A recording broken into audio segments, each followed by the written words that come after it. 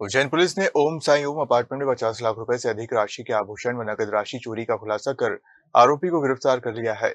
आरोपी और कोई नहीं पड़ोसी निकला जिसने चोरी की वारदात को अंजाम दिया था। 7 जनवरी को मयूर कृष्णानी निवासी ओम साई अपार्टमेंट नीलगंगा उज्जैन ने थाने पर रिपोर्ट दर्ज करवाई थी कि 31 दिसंबर को उन्होंने 2 लॉकर में सुरक्षित रखे सोने चांदी के आभूषण, चांदी के सिक्के एवं नकद राशि आवश्यकता होने पर जब निकाले तो दोनों लॉकर खाली पाए गए। पुलिस ने मामला दर्ज कर विवेचना प्रारंभ की और जिसमें पुलिस को पता चला कि चोरी की घटना में किसी भी प्रकार का ताला तोड़े जाने की कोई चिन्ह नहीं पाए गए, जिससे ये पता चला कि घटना किसी परिचित अथवा घर में नियमित रूप से आने जाने वाले व्यक्ति द्वारा अंजाम दी गई।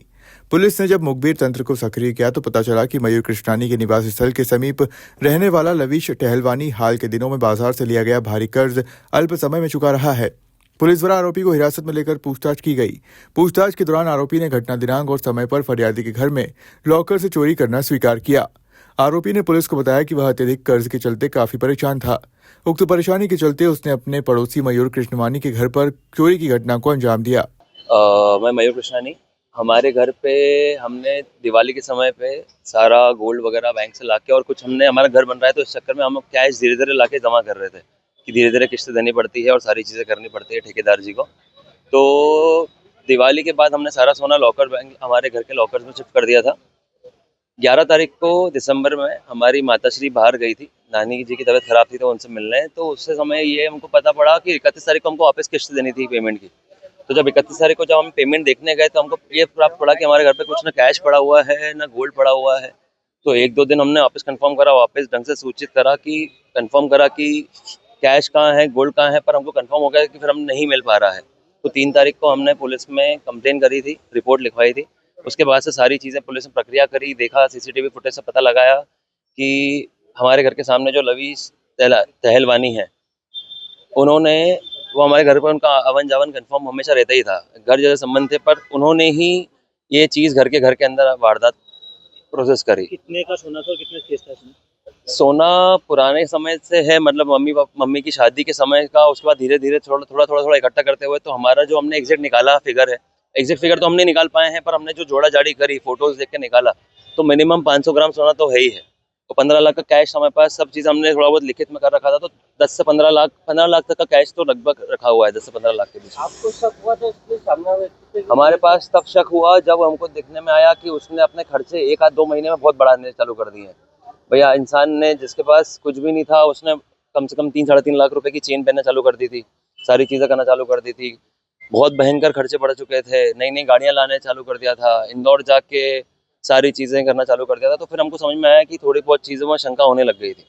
हमारे मीडिया के साथी के परिवार में श्री मयूर कृष्णानी जी के यहाँ थाना नीलगंगा में एक चोरी हुई थी, जिसमें करीब 35 लाख रुपए का सोना आज बरामद किया गया।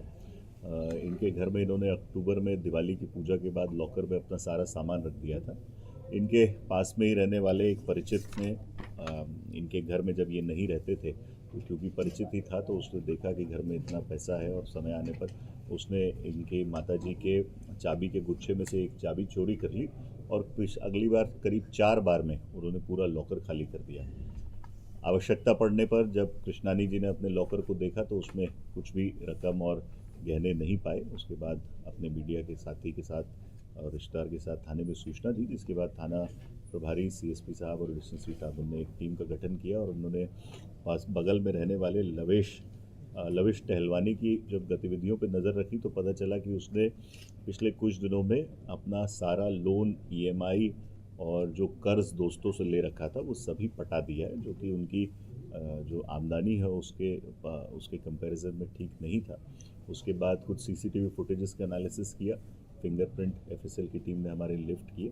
उसके बाद जब लविश से पूछताछ की गई तो इन्होंने घटना कार्य करना स्वीकारा। अभी इनके पास से करीब 35 लाख रुपए के आभूषण बरामद कर लिए गए। अभी इनसे और पूछताछ की जाएगी। 8 से 10 लाख रुपए कैश इन्होंने अलग अलग जगह पे चुकाना कर्ज के तौर पे बताया है, जिसके लिए इनकी 2 दिन की पुलिस रिमांड ली गई है और उसमें उसको रिकवर करने का हम प्रयास करेंगे। जो कर्ज चुका दिया वो कैसे रिकवरी होगी? ऑब्वियसली कर्ज जो चुकाया गया है वो चोरी के पैसे से चुकाया गया है, तो उसमें ये आरोपी है। अगर सामने वाले की नीयत नहीं है तो वो नीयत चोरी के पैसे की नहीं है तो उससे पैसा रिकवर किया जाएगा, परंतु उसे आरोपी नहीं बनाया जाएगा। परंतु अगर ये पाया जाता है कि वो किसी तरह से इस घटना में शामिल था और रिकवरी के लिए उसने इस तरह का कुछ दुष्प्रेरण किया है तो उसके खिलाफ भी कार्रवाई की जाएगी। ब्यूरो रिपोर्ट, खबर मध्य प्रदेश।